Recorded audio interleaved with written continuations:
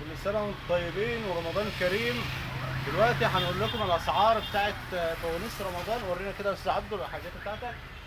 ماشي، أسعار فوانيس رمضان والزينة والسيريا. بص يا عم عبده، دلوقتي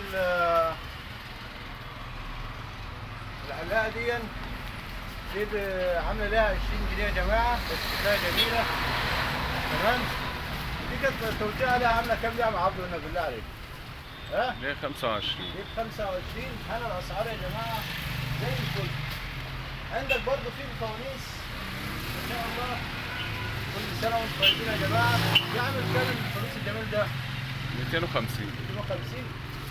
هنشوف برضو يا جماعه برضو في فوانيس صغيره، يعني زي دي مثلا عامل كام ده بقى باذنك؟ 100. عامل 100. فاسعار جميله يا عم عبده والله غير اي حد. دي اللي هو اسمها الايكيا. تمام. فانوس ايكيا عامل كام ايكيا ده يا عم عبده؟ ليه 75. 75. جيب على الحاجه يا عم. ورقصك برضه يا عم عبده، عايزين نعرف السيريا برضه عامله كام؟ اللي هي حبال النور. السيريا عامله كام حبال النور يا عم عبده؟ خليك معايا دلوقتي. 25. 25 السيريا يا جماعه، دي حبال النور. في برضه سيريا ثانيه زي دي بقى الهلال. دي عامله كام دي؟ جميله دي. 220. ما شاء الله. كل سنه وانتم طيبين.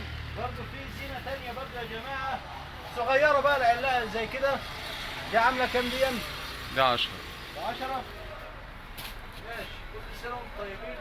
طبة المسحرات يا عم عبده ده ب 15. لحظه كده بقى. شكرا. كل سنه وانتم بلبس يا عم عبده. بس خلاص.